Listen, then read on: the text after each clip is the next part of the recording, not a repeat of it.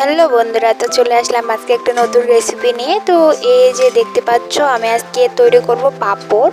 সেটা হচ্ছে কি ভাতের মাড় দিয়ে। তো এই ভাতের মাড় আর হচ্ছে কি ময়দা, তো সামান্য পরিমাণে ময়দা হলে হয়ে যাবে। আর যে ভাতের মাড় আমরা ফেলে দিয়ে থাকি, তো সেই ভাতের মাড় দিয়ে অনেক সুন্দর একটা রেসিপি, যেটা সারা বছর ধরে সংগ্রহ করে খেতে পারবেন। তো সেটাই আমি আজকে দেখাবো তোমাদের।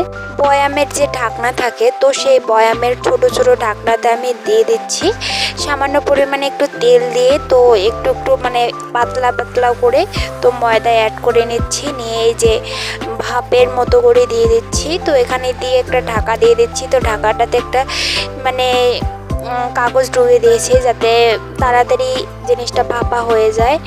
তো ওটা সিদ্ধ হয়ে গেলে তারপরে দেখতে পারবে কত সুন্দর হয়।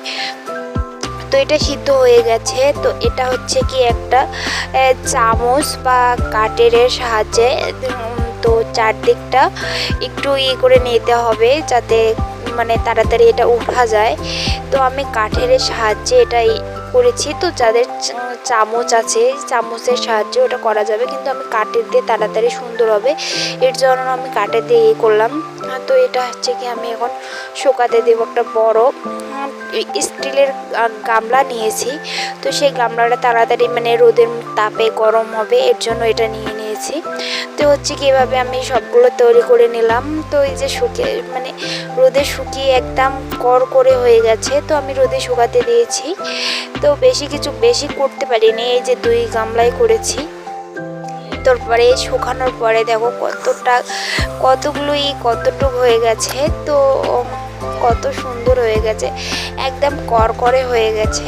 তো এইভাবে বয়ামে ঢুকে সারা বছর কিন্তু খেতে পারবেন, যখনই মন যাবে তখনই মানে ভেজে ভেজে খেতে পারবেন।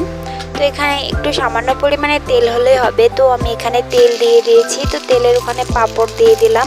তো দেখতে পাচ্ছেন কত সুন্দর হয়ে গেল। তো সামান্য পরিমাণে তেল হলেই হবে, বেশি তেল লাগে না, যে অনেক মনে হয় তেল লাগে, তো সেরকম কিছুই না।